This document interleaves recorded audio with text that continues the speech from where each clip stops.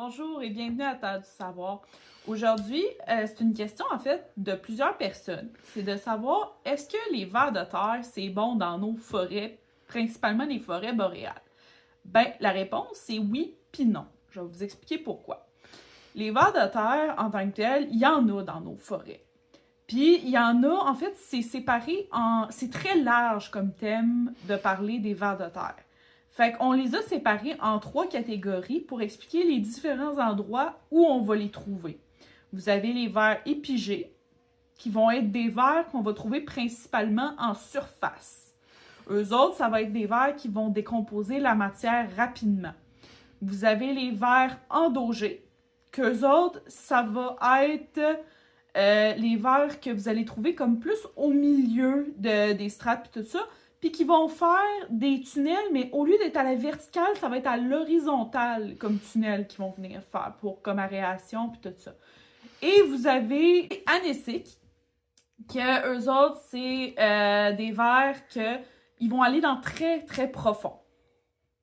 Donc, dans ces 3 catégories-là, souvent, c'est ça, on va trop généraliser nos vers de terre. Et ce qui va arriver souvent, où c'est pas bon un ver de terre, souvent dans nos forêts, c'est quand on se retrouve avec des variétés qui viennent d'ailleurs. Parce que c'est des variétés de climat chaud. Et que souvent, ou européennes, donc adaptées aux forêts tempérées ou à des zones tropicales, tout dépend des sortes qu'on a. Dans le cas des variétés européennes en zone tempérée, c'est que souvent, ils vont manger plus vite. Et en forêt boréale, on est sur un système qui doit être lent et acide. Donc, si nos vers bouffent ce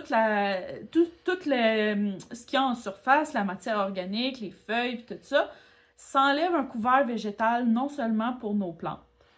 Il y a des vers qui vont arriver aussi qui vont trop remuer le sol, puis ça va déranger d'autres micro-organismes déjà présents dans la zone, donc nuire à la biodiversité.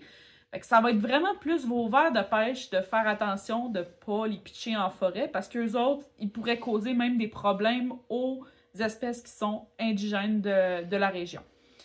Ce qu'il faut savoir aussi, c'est que là, je vous ai nommé les 3 catégories des vers de terre et tout ça.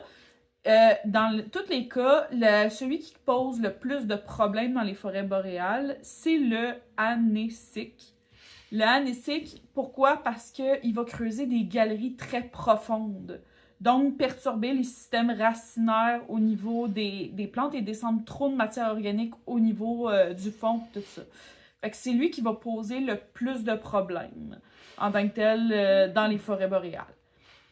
Sinon, le ver va être super utile en forêt boréale aussi parce qu'il va aider à décomposer la matière. Il va la décomposer plus lentement que dans une forêt tempérée pour les espèces indigènes, mais il va décomposer la matière, il va permettre aux nutriments de bouger, puis il va permettre aussi que il y ait des galeries qui se fassent aussi une aération puis qu'il y ait de l'eau qui soit possible.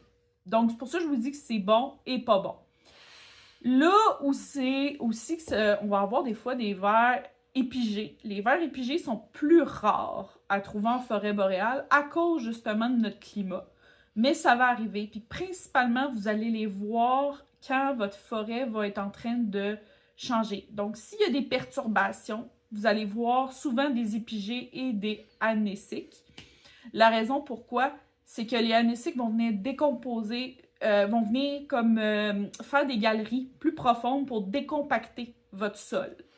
Fait que c'est là que vraiment on va avoir une explosion, que ça va arriver. Fait que si vous avez eu, mettons, des forêts qui ont été ravagées et tout ça, c'est là qu'on va les avoir. Sinon, les épigés, c'est quand justement il y a beaucoup de matière organique en surface de disponible, ben là, c'est là qu'on va voir les épigés.